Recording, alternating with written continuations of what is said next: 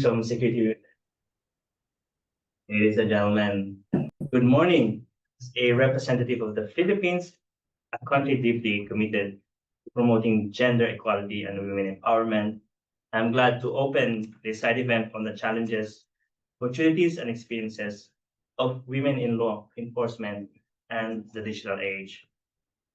The Philippines has long been a beacon of progress in women empowerment, in groundbreaking policies and laws that advance women's roles in society. Initiatives led by exceptional leaders such as General Manalad and ASEC Barbara Flores serve as excellent examples of the impact women can have in the justice and law enforcement sectors. This discussion could not be more timely. The surge of cybercrime and online exploitation bring new challenges that require dynamic responses. Women's participation in law enforcement is indispensable. Their perspectives, their leadership in law enforcement is indispensable.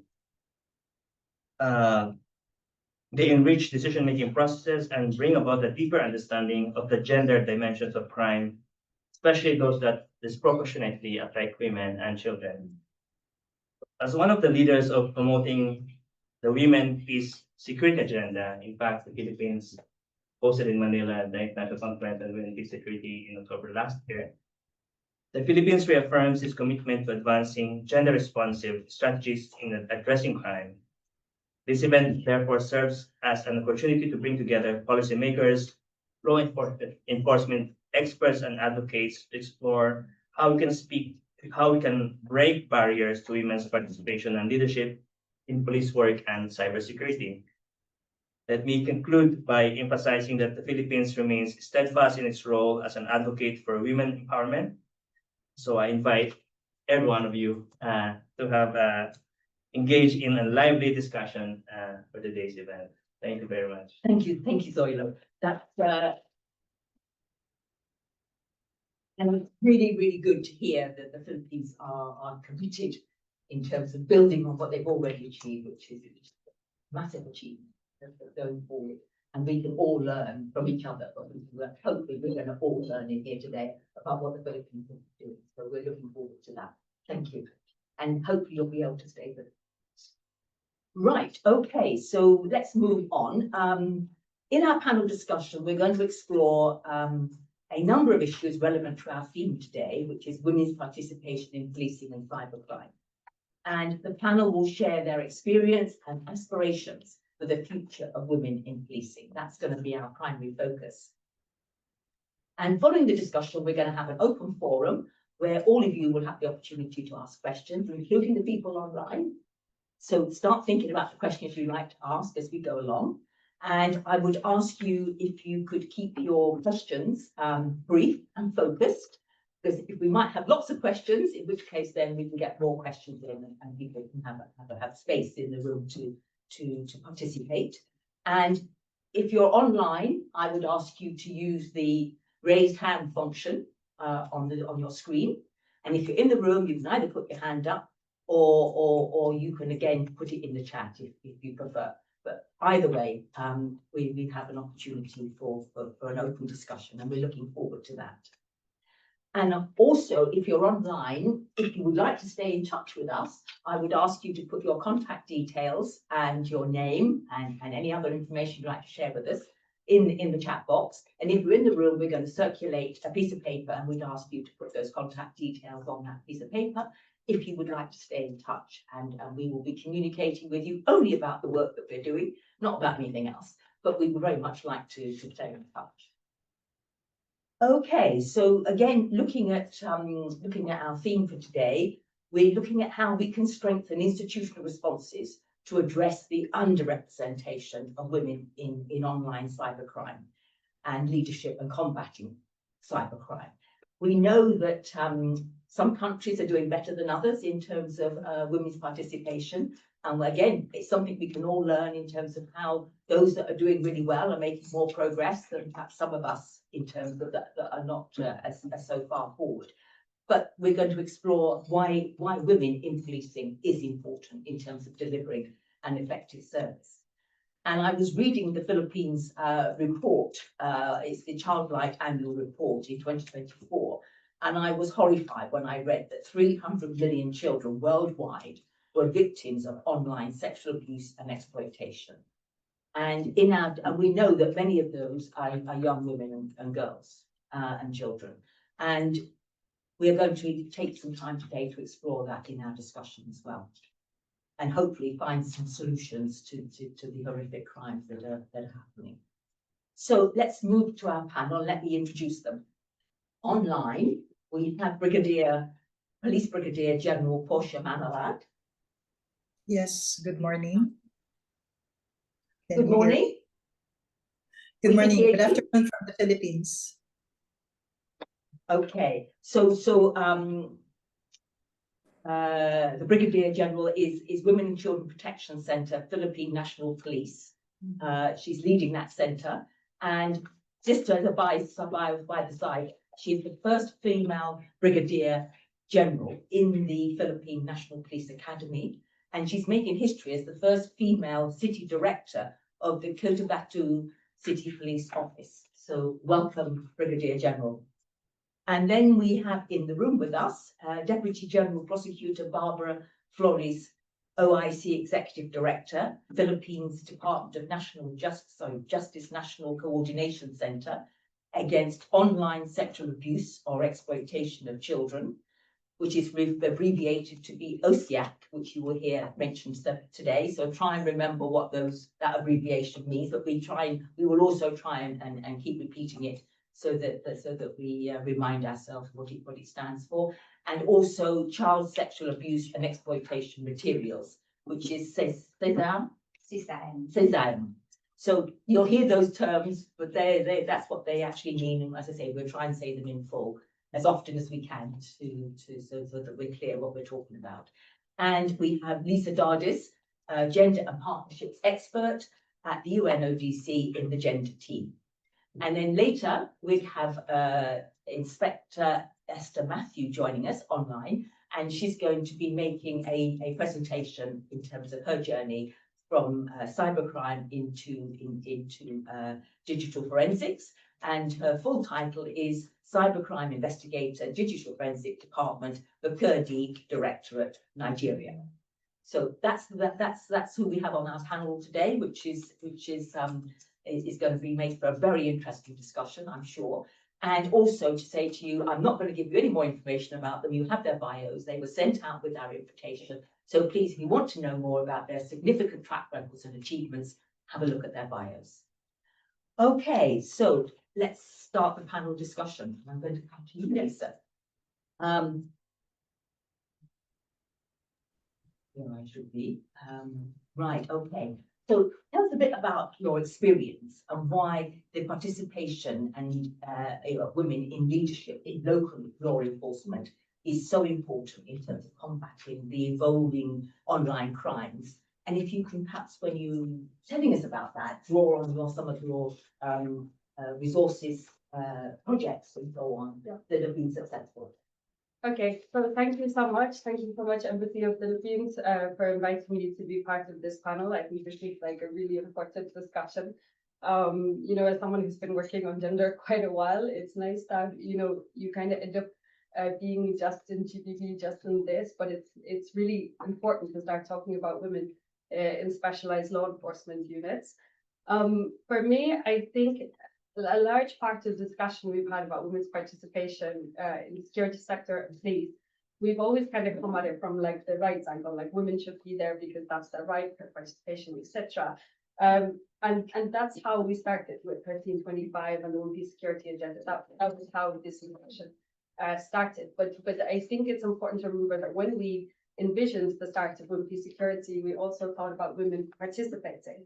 So not just on the receiving end as the ones that are victims of certain types of crime, but that this comprehensive approach to them needs their participation too. So I think we're 25 years after first had the resolution on 1325, we're finally kind of getting there. For me, it's really about results, because even though we're talking about crimes that are facilitated through technology, at the end of the day, the perpetrators and the victim are still human. They're still in communities. So at a certain point, that crime comes offline and affects a community, affects a person. And I think we sometimes think, yes, you need the hard skills around combating cybercrime, you need, the forensic technology, etc. But we should not forget all the kind of evidence that we now have about the benefits of having women in these kind of units, interactions with community, reaching people, I think is really, really important. And I think you asked me to give some examples. There's many, many good examples and evidence that UNODC has now been developing and some of their are capturing in some of their programs. This type of change, unfortunately, we've not been so good at always capturing the results, but now we have learned. I think there's some very good examples from what they've done in Mexico. There's a really good example of the Policy of Plus program where they were actually measuring that after the programs, they had 28% more responsiveness to victims after they had gone through this program. And the good thing about that M&E framework was they actually did it compared to units who hadn't received this kind of training and kind of higher levels of women's participation. They have excellent programs in Pakistan with Empower Her, where they also kind of tried to track that change in effectiveness of units. But I think just on a very practical level for me, like the most obvious thing when we're talking about cybercrime, we're talking about things like GBV, okay? Now, if I'm a victim of GBV or if I'm a victim of child sexual exploitation and abuse, I am a member of the public who does not understand what we as all tactical people understand what has happened to me. So what am I doing? I'm still going to the community referral networks that I know I can report GBV here. So if you don't have like kind of women and connected this and those kind of first points of entry, you are literally missing victims. And I mean, I was working in Uganda a long time and we had the Spotlight program in Uganda. One of the challenges was everything was so much in silos. And it was only after we were implementing a while that we realized, hey, we need to be training the child protection hotline on these crimes. So they actually recognized and they are bringing it and referring it to the right places. If you have standalone things that this is just a cyber unit, you're only going to report cybercrime here. If you don't have diversity in those units, we already know the evidence from GBV. People are more likely to report to female officers. So just because they've been now a victim of cybercrime, it doesn't mean we should forget all that evidence and principles that we already knew. And I think that kind of like now with the discussion on cyber and participation of women, I wouldn't want us to throw out the evidence that we've built in all these other areas and to really bring it, like keep it in mind and really apply this more comprehensive instead of a siloed approach and understanding women's participation here is just as important as here because we're dealing with communities. Yes. At the end of the day. That's what we're dealing with. And I know we'll get to talk more about it, but I think another thing is that this is recognized globally. We have the frameworks under the Women Peace Security action plans in many countries. Now you see the inclusion in the third iteration, they're starting to include transnational threats. Those were not in the first action plans that we had. Everyone was focused just on the protection angle, but now you actually have commitments in the African Union indicators on women peace security. They have targets on women in specialized law enforcement units. So I think all the thinking is there. We just need to make sure we're not working in silos and throwing out evidence that we've long built. Yeah, no, that's, yeah, I totally agree in terms of, you know, you need lots of entry points that people can access services. Yeah. That's comfortable for them. Yeah. In terms of how they want to, who they want to speak to. And diversity. And diversity of thinking in terms that's really so important. And the national action plans, it's interesting that yes, they have come a long way in terms of we're now looking at the third iterations. And they are improving in terms of women's involvement and participation but we've still got a long way to go. We've still got a long way to go. Okay, so thank you for that, Lisa. And I'm going to move on to the Brigadier General Portia. Please. Yes, good afternoon.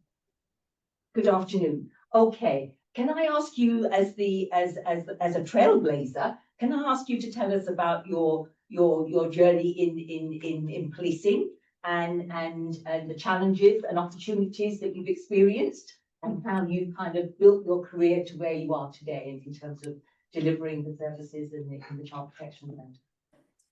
First, I would like to thank everybody who are now listening and there in the venue. I am being a police brigadier general. I am a product of a law in the Philippines, the Republic Act 7192, which is the law that promotes the integration of women as full and equal partners of men in development and nation building. So that was in 1992, and I entered the academy in 1993 together with the 200 boys or men. As a young woman, I think I am the only one who is with these 200 men, and I have to be a part of it. I have to be because the law was there, and of course everybody should comply. So when I was there, I know that it is a very big task for me, that I don't have to. I will have to finish the academy and become an officer. And from there on, now it's 32 years after I become the police brigadier general. So it was a success. But along the way, the journey was really challenging. Everything was really challenges. You are being subject to a lot. Sometimes you are like being pampered, but it's the other way around. They will tell you that women should be only on this role because you are not supposed to be in the field. But then my career will suffer. So there are times that sometimes there are good as if pampering you, but then it is a way for them to tell you that you are not accepted on those areas of position. But then as I go along, I was able to navigate my career.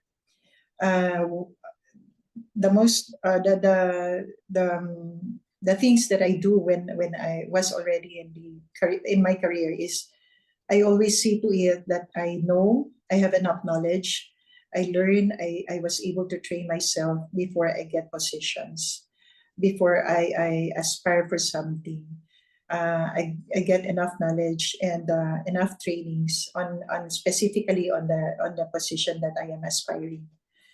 Second is that I equip myself, my health, my mental preparedness on whatever mission or whatever assignment that I am. I was able also to join the UN Peacekeeping Force. So that made me internationally trained and prepared.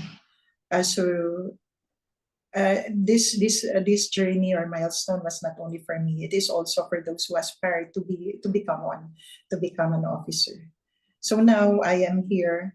There are still challenges. I still have 5 years, and I know that little by little we can have more of what we aspiring of, like decision makers in the future. Thank you, Brigadier General. Can I just ask one other question? Did you find along the way that you had to, as a woman, you had to prove yourself and do a lot more to establish credibility than perhaps your male colleagues did? Yes, it is. Most of the time, I have to double my efforts, especially if it requires physical capability. Most of the time, the trainings, especially as we were only women was only accepted in 1990s in the organization as equal partners. They always challenge you. They always give you hard time. But then I was able, for example, I was assigned in southern Philippines, where I am from Luzon, which is in the central part of the Philippines. And culture the environment is very different. The situation of peace and order is very different from where I am from. I am a Christian, and most of the area that I was with is Muslim populated. So that was a challenge for me. I was put there, and they told me that I cannot ask question. If I don't want, and I can just say after a few days I wanted to go home. And that was already like 5 years, or I was a full-fledged colonel then. So I don't want to say I cannot do that, because it will mark that the women cannot be assigned in conflict areas. So I was able to be successful in that area. I was able to successfully accomplish a lot of things. I believe that police community relations is one of the strong part, or strong the strength of women. And police community relations is a very powerful tool, because we, as police officers, we are serving the people, the community that we are assigned on. And I used that one. I was able to get the support of the community through police community relations, and that was a very powerful tool that that helped me out where I was. The culture, the tradition, the environment is different from where I came from.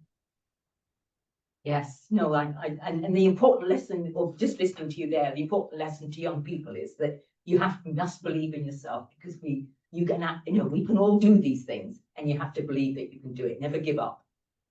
Okay, thank you for that. We'll come back to you in a moment. I'm going to turn now to May, and I'm going to ask you if you would tell us, your journey in terms of the work that you do in the Justice Department and the opportunities and the challenges that you've experienced. Okay, thank you, Barbara, for the question. Good morning, everyone. Good morning to those who are online, including a good friend of mine, General Portia. Good morning, General.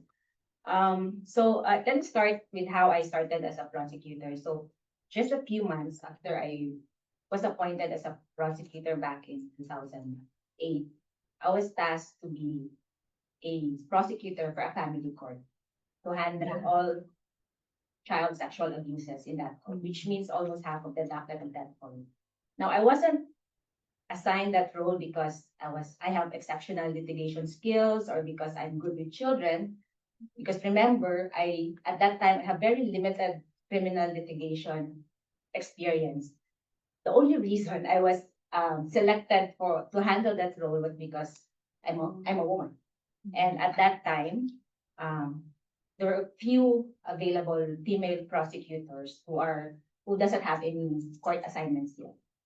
But looking back, you could either view it as a challenge or as an opportunity, right? Is it a challenge because you're being stereotyped to handle these kind of roles and a role that you have no experience in?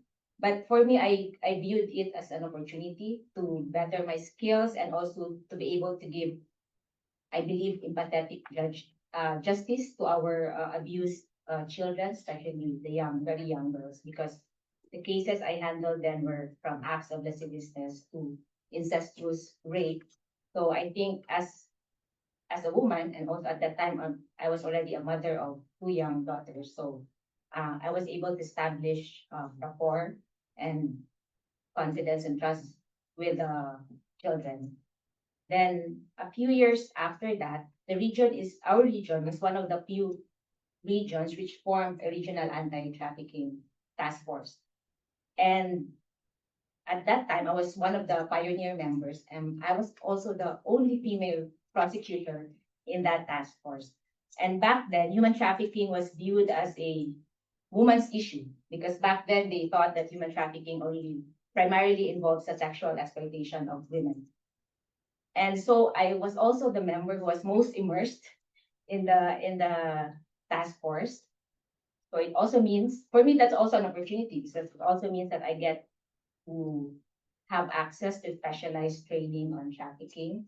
And since I was the one who is most immersed on the job, when the task force grew, the members grew in number, I also became the chief of operations of the task force. And now the task force already included online sexual abuse and exploitation of children. I believe that is where I finally carve out a space for myself in this particular field, because I was able to also expand my world beyond prosecutorial work. So as chief of operations, I have to work closely with law enforcement. For several times, I led case build-up investigations with law enforcers. I have to lead also a multi-sectoral and multi-agency body in our region to come up with several programs and projects against trafficking and OSAE. So looking back, I would say that the opportunities presented to me as a woman eclipsed whatever challenges I had before I finally achieved having this role as executive director of the National Coordination Center against OSAE-CSAN. So I think it's because of the years of experience I had in handling the cases, and also the experience I had in handling multi-agency and multi-sectoral bodies helped me be where in the position that I am now. But I also believe it's also because I asked for the job. Okay. So I think it matters, because as women, we can't just wait for things to happen and to be served to us on a silver platter. So I think it's also necessary for us to ask. Yes. If we believe, especially if we believe that we can do more and can Yes. bring more to the table. Okay, so picking up on the point you said when you started about women trafficking being perceived as a woman's problem, do you having come that much further in your career now, do you see that thinking having changed, and that people now accept that it's all about problem? It's not a women's an issue or a problem. I believe we've come a long way. The Philippines have come a long way already in recognizing that it's not only a woman's issue. It's not necessarily gender based. No. Especially because recently, when the Philippines had a big problem with scam hubs,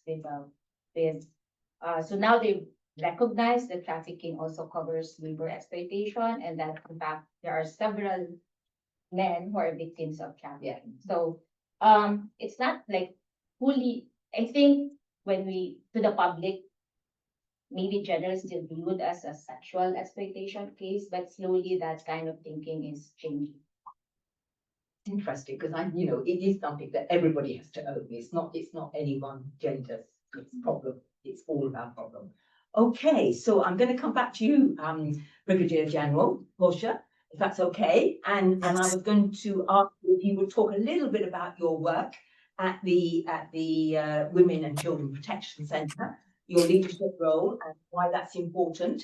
And I'm going to use the abbreviations to talk to us about the OIC and the CYN in terms of the child exploitation and abuse that is happening, and what more we can do in terms of tackling these crimes, and why are women important in doing that in policing?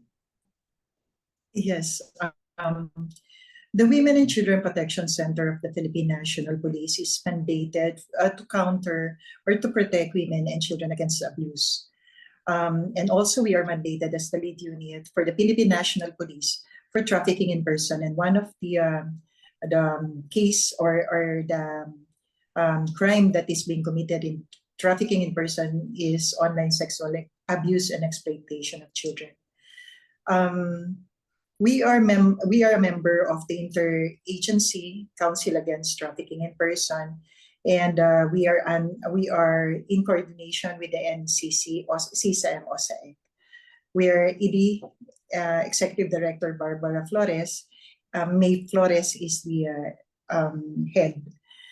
Right now we are a member. We are co-chairing the Philippine Internet Crimes Against Children Center, wherein we have different partners, foreign law enforcement counterparts, like the UK NCA, the Australian Federal Police, the Netherlands Police, and one of the non-government organization is the International Justice Mission. So what we do in PICAC, or the PICAC, the Philippine Internet Crimes Against Children Center, is we exchange information from different foreign law enforcement counterparts. OIC or the online sexual abuse and exploitation of children is a transnational crime. It is borderless because it is done through online. And the demand side is coming from the other countries, especially the developed countries. And usually the victim is in the Philippines. And of course, when we talk about OSEC, victims are children.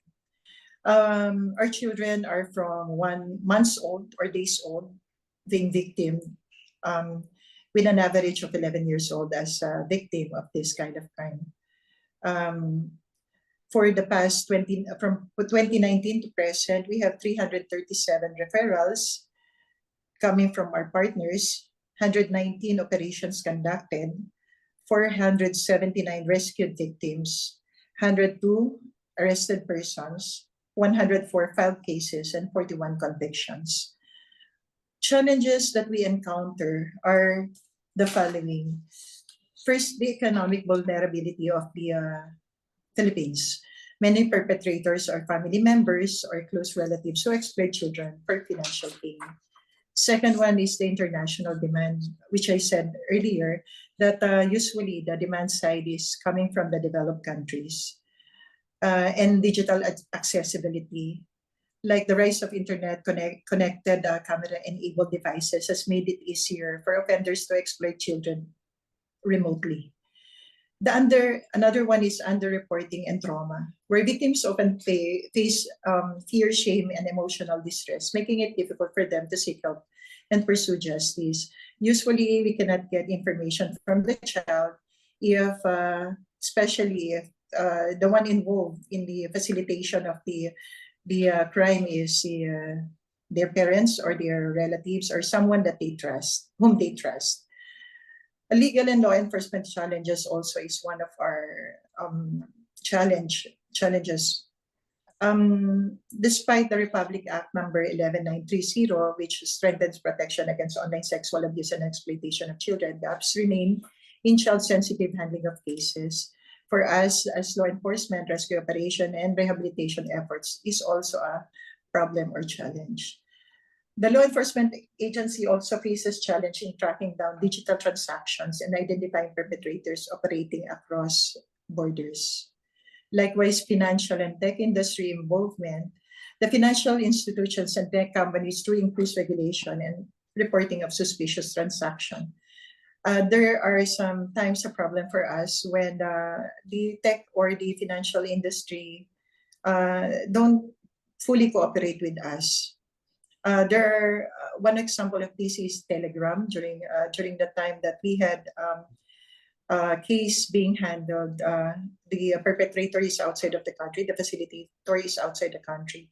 The victims is 111 children. And the demand side, we have a lot of information about the demand side, the transaction. But then Telegram is not cooperating and giving us information. So we had a hard time. It took us almost 1 year to arrest the perpetrator outside of the Philippines. And then the public awareness and education. Many communities lack awareness of the severity of the issue and how to report cases. Organizations are advocating for community education here in the Philippines to dispel misconception and prevent exploitation. The Women and Children Protection Center personnel are trained here and abroad through the help of the UN ODC, the UN agencies, the different non-government organizations with advocacy on trafficking in persons, especially online sexual exploitation of children. So all of our investigators are trained in handling cases and in handling children, whether the child is a CICL CAR or the victim of such cases.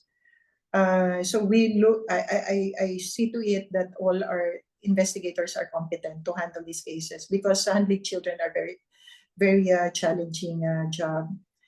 Also, one of our challenges here in law enforcement is the mental health of our investigators. Most of my investigators, 80% are women, and seeing every day pictures of being abused children online, live stream, live stream, even though it's a recorded video, it is disheartening for them, and it's very stressful. One of my investigator nearly asked me to be relieved from the position because and she was a seasoned investigator because of every time that she has a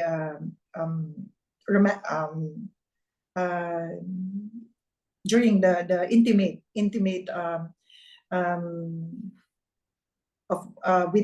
intimate with her partner, she was telling me that she is remembering or seeing children being abused, so she cannot perform, or she cannot every time her husband would ask for the intimate with her, she was not able to do it.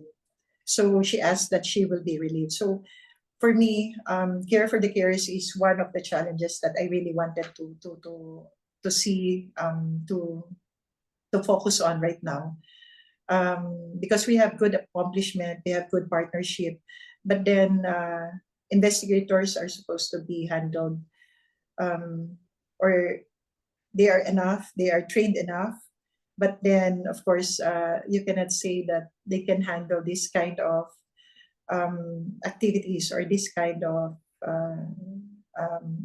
assignment to them, because they are also human. So those are the challenges that come again. The training of investigators is really important in terms of understanding the sensitivities around, you know, Yes. the issue that the individual is faced and is dealing with, and the trauma.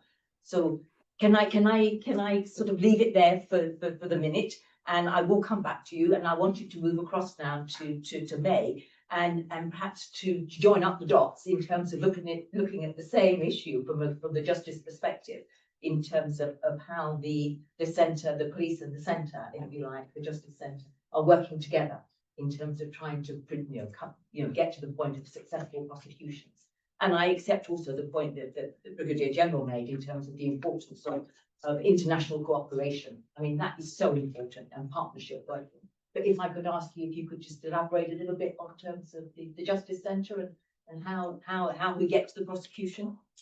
Okay, I remember back in 20, I think that was in 2015, it was the first time I received a foreign law enforcement referral OSAI case. So most of the cases we've handled so far involves referred by foreign law enforcement agency. At that time, I don't have any experience or training on the matter, and the law enforcement officer who was also handling that case also has no experience on the issue. So we were both at a loss on how to continue with the investigation. How do we engage with the identified perpetrator? How do we convert evidence given by foreign law enforcement agency into an admissible evidence? And the most that we could do at that time was to just do a welfare check. So we really missed an opportunity to make a more meaningful intervention. And then it was only 2 years after, when I worked with a law enforcement officer, which was trained on the issue, which is under the office of General Portia, the Women and Children Protection Center, that we were able to rescue the children who were being sold online by their mother. So that means, so that dawned on me that the lack of capacity, the lack of training, does not only hinder one's professional performance, it actually costs lives, right? So it dawned on me how important and impactful capacity building is. So henceforth, I worked with my fellow prosecutors and also with the law enforcement officer from WCPC to come up with a training module to train prosecutors and investigators in investigating and prosecuting OSAI cases. And since then, we've rolled out like 11 iterations of our basic module in 11 different regions of the country, and 3 iterations of our advanced module. So it shows how important collaboration is between prosecutors and law enforcers, not only in investigating cases, but also in building systems. And going deeper into prosecuting and investigating cases, I personally handled several OSAIC cases where I work closely with the law enforcers from WCPD. So one thing I would like to thank General Portia is how really collaborative their law enforcers are. So we sit together, when they refer cases to us, we sit together, plan out like what should we do in terms of not only investigating but in rescuing the children. How do we make sure that the children are safe? Yeah. How do we make sure that we have sufficient evidence that could lead to conviction? And I'm happy to say that if not all, probably more than 90% of the cases where the WCPC and the prosecution work together resulted to convictions. So I think it really shows how important the collaboration between prosecutors and law enforcement are. And indeed is collecting the evidence. Yeah. In everything we do, we need to collect the evidence to get a successful outcome. Can I just ask you, we in the UK, we have a huge problem with backlog of cases in the prosecution, and I'm sure that is around the world is true as well. And if there was one more thing that you could change right now, today, that would make access to justice easier, what would that one thing be? Okay, access to justice, I think it would be community awareness. I think there should be an increase in community awareness because research showed that there are about 500 million Filipino children who are being trafficked to produce new child sexual abuse and exploitation materials. So that number tells us that we cannot prosecute our way out of this problem. No. So, but if people are not aware that the problem exists, that there are help available, or how do they report, where can they report, how do they prevent the crimes, then it affects also access to justice, right? If you don't have knowledge exactly that you're a victim, you don't have knowledge that you can reach out to somebody, then that hampers access to justice. And that reaching out will help you, not make. I mean, I know there are people in the UK where they may have been waiting 3 years, having been on the receiving end of sexual assault and rape, and they're still waiting 3 years later to have their case. And that just adds to the trauma in terms of the experiences that are in place. So access to justice and a process that gets them from A to B as quickly as we can is so important. Okay, I'm going to come back to Lisa now. I probably thought I'd forgotten you. No. You know, when you're sitting with giants, it's nice to also listen. I love me sitting on panels with women who've been like the ones that we talk about. Like, okay, so we've talked a little bit about building partnerships, strategic partnerships, and working in cooperation internationally. Can you talk a little bit about partnerships in terms of gender, institutional gender transformation and operational? Why are partnerships working so important?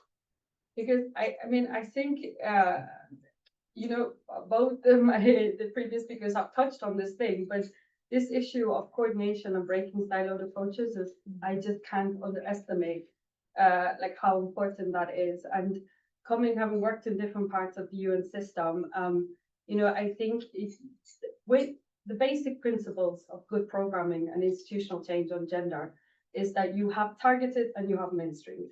And sometimes I think what happens is we fixate so much just on the targeted, and then we forget that, you know, it's not just about the what works, but breaking the silo to make it stick is the problem. So you create it doesn't stick. And for me, this is where you really need partnerships, whether it's at national level across agencies.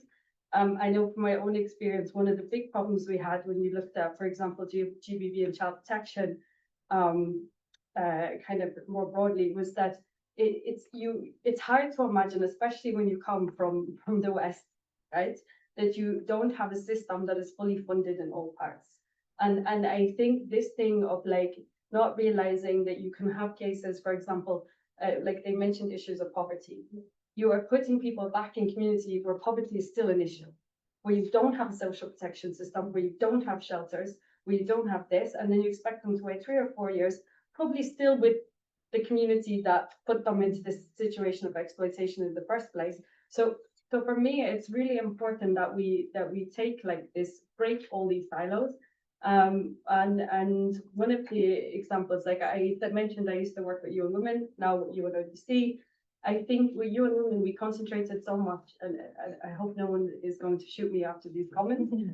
We are all one UN, we all get on wonderfully, okay? But I'm just going to be honest, is that you focus so much on creating the knowledge, the policies, you work with the gender teams in these different justice institutions.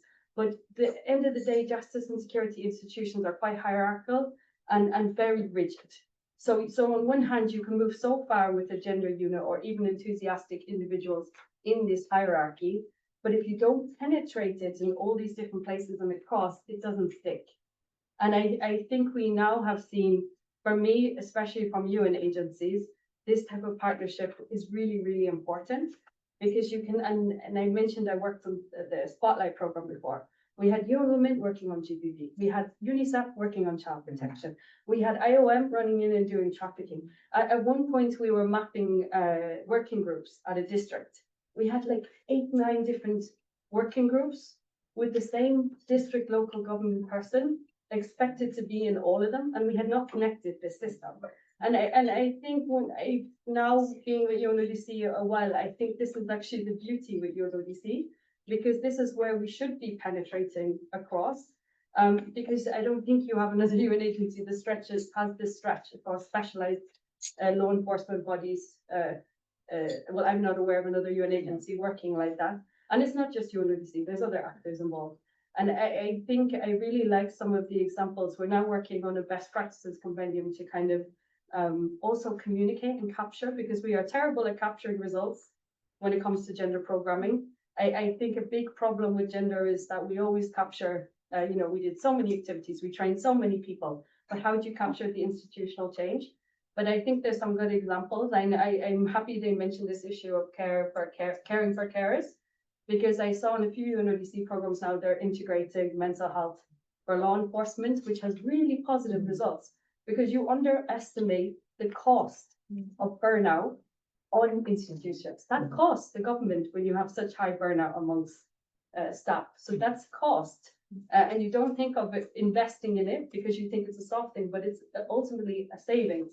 So I think those type of things I have found really, really interesting. I also know there's some very good examples. I will give this one example because I was learning more about this program recently in the passenger container control program. And that's like a very niche area. You would not think of, oh, how many women need to be in those units, but they've been engaging a long time. They first developed a women's network, and they really did it because they already had trust with those units and with that kind of area of law enforcement that they're working with. And between 2015 and 2000 and this year, they have managed to get from 11 to 28% women in the units they've been working with at national level, and even more impressive, 30% women in those leadership positions.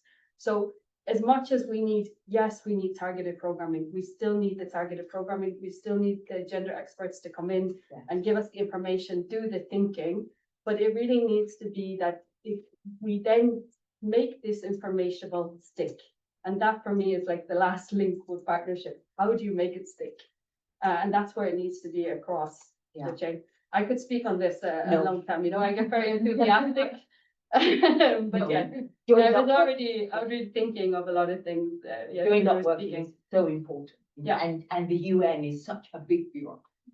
Yeah. I'm not saying that's a bad thing, but I think you need to find different ways and means of working at different levels where you can join up. Yeah, and we're learning. We're learning. I'm sure our national counterparts are going to be more annoyed at us, wish we learn quicker. Yes. But yes, no, we are getting there. And I think we're beginning. I get the sense we're beginning to learn a bit faster. Yeah. Which is a good thing.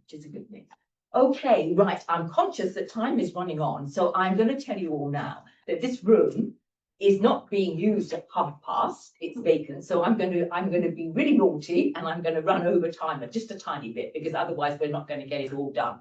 And I want to move on now and ask if we can. Is that okay with you over there?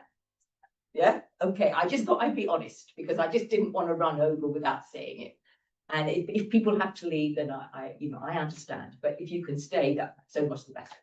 Okay, so we're going to hear from Esther, who is with us online, but we've got a presentation, and we're going to hear about her journey in tackling cybercrime and digital forensics, and how she's built her career and made the transition across. So over to Esther. Hello, my name is Esther Matthew, and I serve as a digital forensic examiner with the Economic and Financial Crimes Commission, EFCC, at the Makurdi Zonal Directorate in Nigeria. My role involves the acquisition, examination, analysis, and reporting of digital evidence that is retrieved from electronic devices. This work I do supports the Commission's mandate in investigating and prosecuting cases of cybercrime, economic and financial offenses. My interest in digital forensic department was sparked by a desire to contribute meaningfully to the fight against cyber-enabled crimes, which are becoming more sophisticated and widespread. I have always been drawn to the investigative work that requires both technical expertise and critical analysis, and digital forensic offered a compelling blend of both. I became involved in the UNODC African Network of Women in Cybercrime Training Program after a senior female colleague in my organization who has spent over 13 years in the field, and she is also a member of the African Women in Cyber.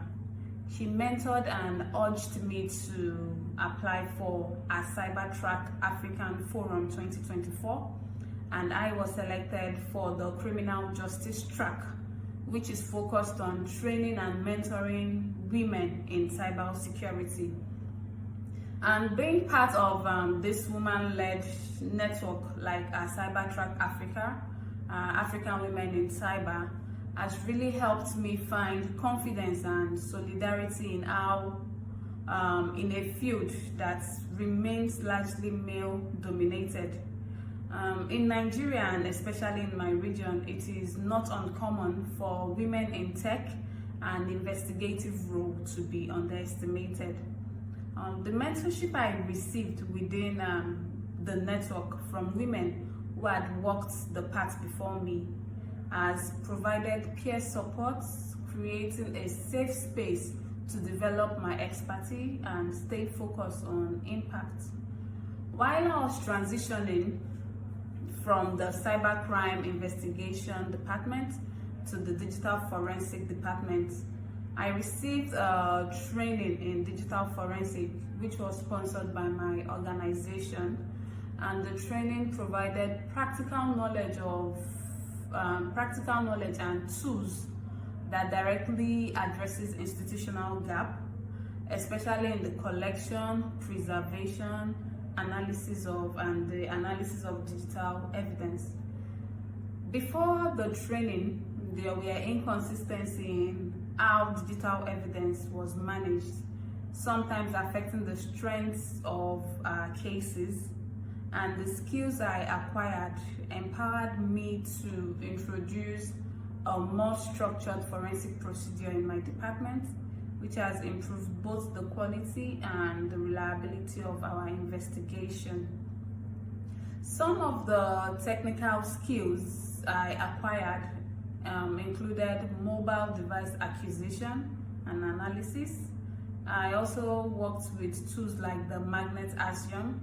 I learned how to create forensic images, and also maintaining proper chain of custody, which is basically documentation of the movement of exhibit from one point to another. And these skills are very essential in the Nigerian context, where cybercrime often involve mobile phones, laptops, online scam, social media fraud, and cryptocurrency. So the training enhanced my ability to gather credible digital evidence, which is critical to successful prosecution. Since I transitioned into the digital forensic units, I have encountered some gender barriers in the field, particularly through the types of assignments that are given to women versus the men. Sometimes there is this assumption that we women are less technically inclined or less suited for leadership role within the unit. And access to specialized tools or training opportunity has not always been equitable.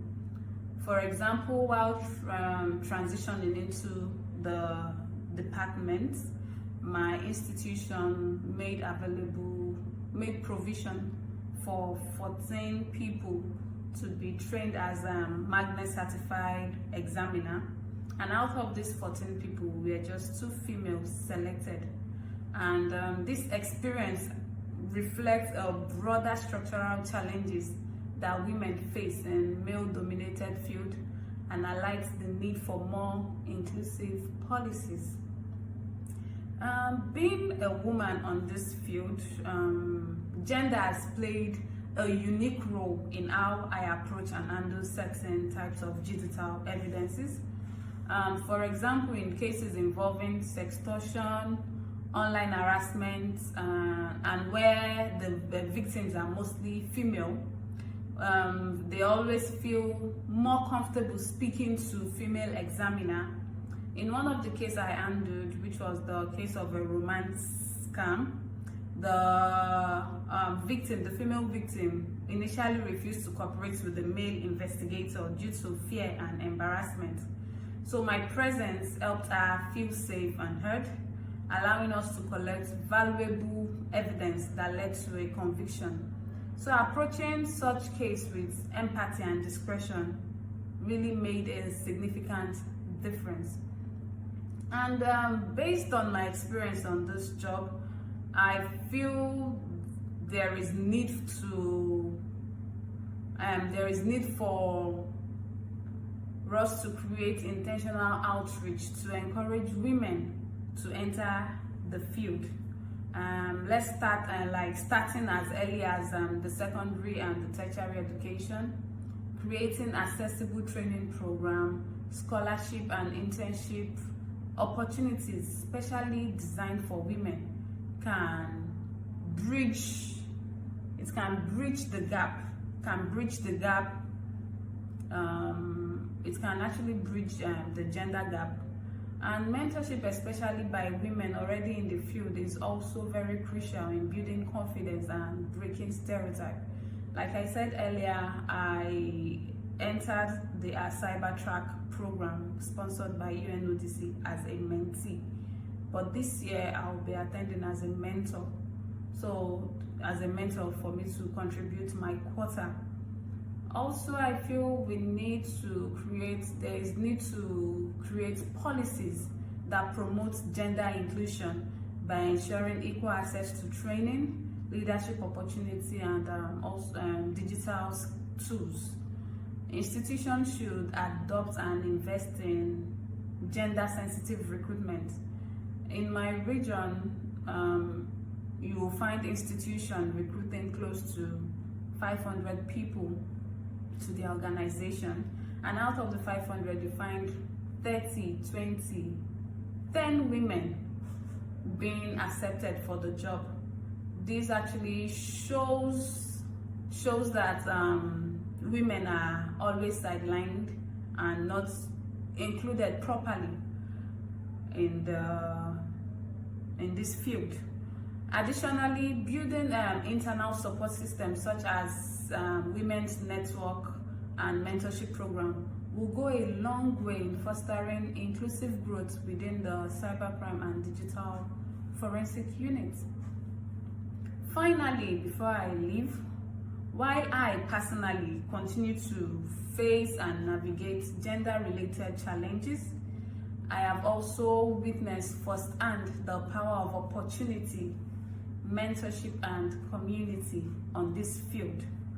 So being a woman in policing and cybercrime is not just about breaking stereotypes, it's about building legacy and making room for the next generation of women to thrive on. To all my young women out there aspiring to enter the world of digital forensic and cybercrime prevention. Please and please believe in your voice, trust in your ability, and know that you have a critical role to play in shaping a safer digital future. Thank you. Thank you for making the presentation. I'm sure it's been very well received, and there's lots of interesting information that you presented. And I particularly like the fact that you were a mentee in terms of making the transition in your journey into digital crime, and now you're going to be a mentor. So that is a lovely way of making the program work, I think. So if there are any questions, I'll come back to you in a moment. But I'm now going to go back to May and ask May to continue in terms of what more should we do to encourage young women to come into our services. Aside of course from legislation, Yes. I think like for example, now the National Prosecution Service of the DOJ in the Philippines, 48% of all prosecutors in the country are women. So I think we need to give the message to the young women out there that prosecution is not a man's world. And I believe that DOJ is a better DOJ now because of the number of women representation in the National Prosecution Service. I think we need to let our future female leaders know that prosecution and even police force is not a man's world. Not a man's world. Yes, it's I like that one. Lisa. For me, I think the biggest big challenge is behavioral science, because I think sometimes we all, especially with shrinking budgets, you just kind of tend to focus on hard skills. And if you apply a lot of the evidence that we now have, whether it's teaching women staff for the positions or doing more to do norm change with men, be the ones to talk about gender, so it doesn't always have to be their female colleagues. I think for me, you just can't underestimate the power of that, and that also extends to young people. I think Esther mentioned this thing of getting already the bias out of the way in school. So I think it's behavioral science in general, and I put that as a large bracket, but you could call it behavioral science or soft skills, because I think you need a hard and soft approach when you do institutions. At the end of the day, you're dealing with people. Yes. Yeah. So that would be my. Okay. Yeah. Fantastic. Can I come to you, Esther? Are you still with us? Esther? You're still online. Yes, I'm here. Yeah, I'm with you guys. Good morning. Okay. What one thing would you do, or would you be advising the police service to do to encourage more young women to join the police? Well, we need to target the first young.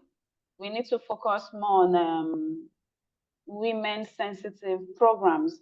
That is, let's create outreaches. Let's reach out to them from when they are in their primary, secondary, or tertiary institution. That way, they are aware of their value on this field. Because you not knowing your value, you won't be able to participate or contribute meaningfully to the growth of the area of the field.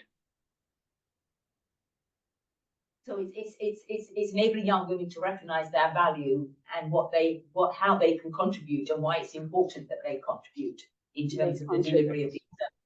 Yeah. Okay. Yes. And the final word to you, Brigadier Portia. What one thing would you want the police to be doing to encourage more young women to come into the service? For me, the law is already there, and they can use me as a reference. Those who aspire, because my journey was a full journey in order to encourage women to join the police force. It's up to them how to develop more or improve what they have done already, and it's already a reference. But for the organization, I believe if they can hear me and they will try to ask me, I believe that they can give a full access for both women and men in trainings, in positions, in decision making, because I know women are wanted to participate in every aspect of the position of the organization. and that's why we are here. I believe that what we are doing right now is on the right path, and slowly we will be there. Right now we are like 25% already in the police force, women in the organization. We started with, like for me, I started with only 1 out of 200. And now we have in the academy almost 200 women cadets. So I believe this is already, we are already improving what we have done before. And we are still doing what is right, and it will be a good one, good inspiration for those who are aspiring to be police officers. Absolutely, and I think we just need to turn that wheel a bit faster, see if we can, move a little bit faster along the road.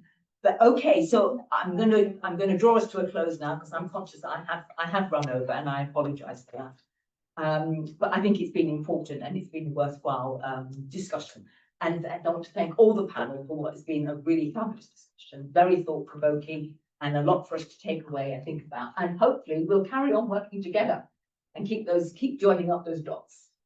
Okay, so before we leave, I want to ask for a little bit of help. At Security Women, we're about to embark on a piece of research looking at women-only police stations. Are they the future or not, as the case may be? So we're just at the early stages of starting this research, and we've got a little poll we've put together, and the QR code is on the screen. So I would like to ask you if you would participate and help us by completing our poll. When you read it, you will see that the poll talks about police stations in India, because that's where our pilot is starting. But do not worry about it's just India. There are police stations in many, many other countries. So think about it in general. And it may be that you have no experience of knowing about women-only police stations, but if you think about it, you'll still have some thoughts, I'm sure, in terms of whether you think they're a good idea or not, as the case may be. So I would ask if you would help us with our poll. And hopefully you've got our contact details. So hopefully you'll stay in touch and follow us on our journey in terms of doing that research.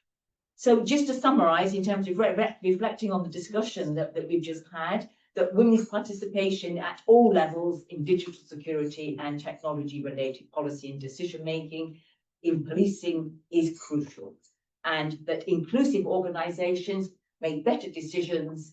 They build stronger trust with the communities, and they build better resilience in organizations.